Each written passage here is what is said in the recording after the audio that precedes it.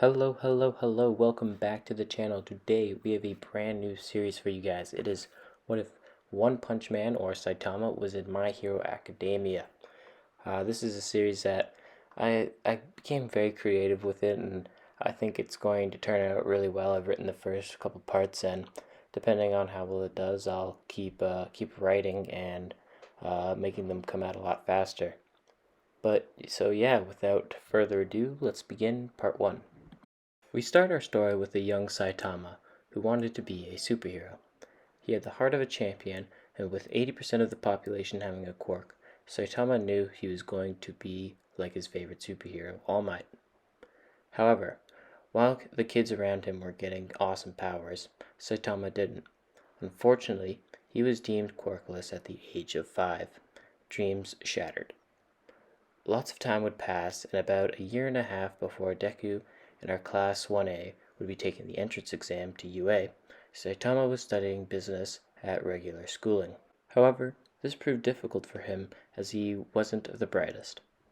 He would try and try, but nothing would show for it. On his way home from failing one of his quizzes, Saitama sees a boy running in fear. Saitama confronts the boy, trying to calm him down. Then, Saitama is met by a giant crab-like monster. The crab man asks Saitama to move, but he doesn't budge. Instead, Saitama tells the young boy to run. The crab man begins laughing, telling Saitama that he's useless. Then Saitama hits him. The atmosphere changes from the crab man laughing to him to getting pissed off. The crab man punches Saitama, sending him flying, but Saitama doesn't give up. The two go at it for about 2 minutes, and pedestrians watching from afar watch as this poor boy tries to protect the young child. Saitama then gets an idea. He jumps onto the crab man and pulls out one of his eyes. The crab man screams in pain and runs away. Then, All Might comes crashing in and smashes the crab man. Saitama, seeing his fight is over, leaves before receiving credit from anyone. On his way home from his battle, he sees a poster about fitness and at the bottom, examples of exercises. This sparks an idea in Saitama's head. He sets the goal for the next year and a half.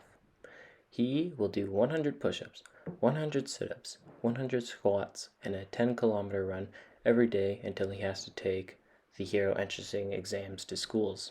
Saitama also turns off the AC to strengthen his mental prowess. This started to take a toll on Saitama's body, and he began losing hair. Saitama didn't care though. He continued to push forward and be a great hero.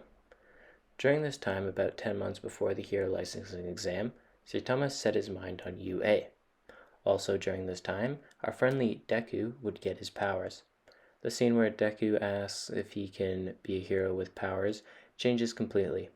While All Might still shuts the idea down of being able to be a hero without powers, he tells Deku about a myth that a child the same age as Deku fought off a monster on his own. This shocks Deku, which would give him the idea to save Bakugo, which would then lead to All Might giving Deku his powers. Anyway, the 10-month training would begin with both Deku and Saitama trying their hardest. And that is going to wrap up part 1. I kept it short because the other parts are really long, and this is kind of an origin story to see if people like it and if I should continue writing on it. If you do like it, obviously like and subscribe and all of that stuff. But yeah, I'll see you next time with part 2.